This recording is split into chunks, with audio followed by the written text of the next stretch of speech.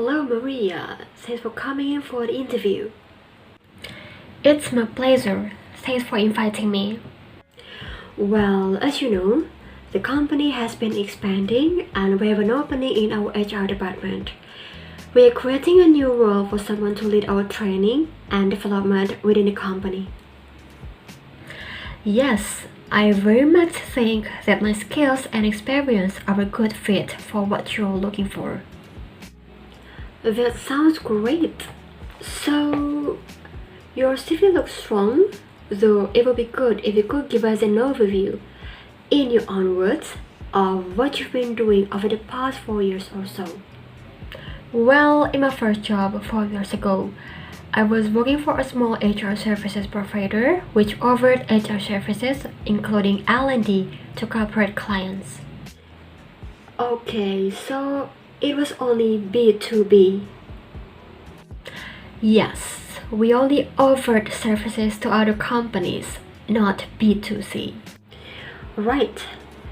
And it says here that you left that company about 3 years ago. Yes, that's right. I was looking for a little more stability and also to be part of a larger organization. So I joined a company with around 100 staff and a small HR team.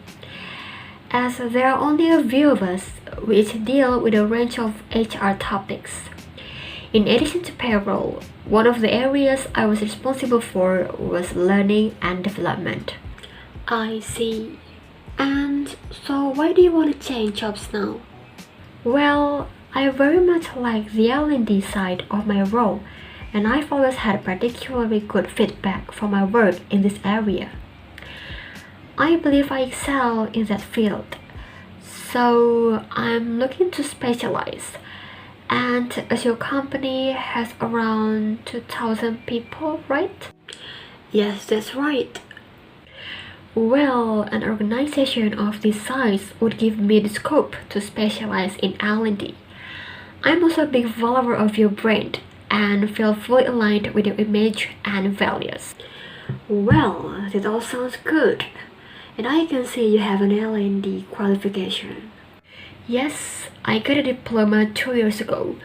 I'm also currently working on a further diploma in psychology with a specific focus on learning and performance management. Very good.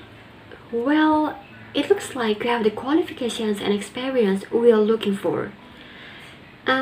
What do you think will be the main challenges of coming to a much larger company?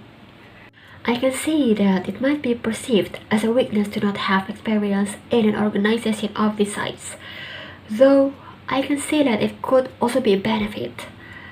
I won't be bringing so many preconceived and possibly inflexible ideas with me to the role. Yes, that would be a good thing. Also, I'm used to taking a very personal approach to employee development. I realize that such an approach with 2,000 staff members will have to happen in a different way. But I bring many ideas with me that can be replicated on a larger scale. Oh, I see what you mean. Right. So, do you have any questions for me? I think we've covered many of the areas I had wanted to address. I have two quick questions though. Go on. Who would I mostly work with on a daily basis? Well, there's the HR manager who you would report to, and then the HR team, which currently has 6 people in it. There's usually an intern or two who you can get some support from also. Okay, thanks. That's all really clear. And my other question is, how performance in this role will be measured? What does success look like?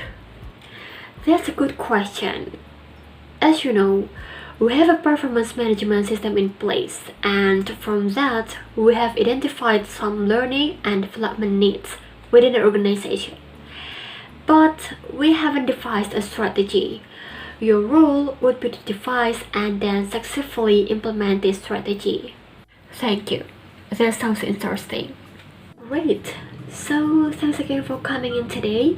We'll be discussing all candidates next week and then I'll get back to you by the end of next week to let you know the outcome. Thank you for your time. I welcome the opportunity to continue discussing this role with you.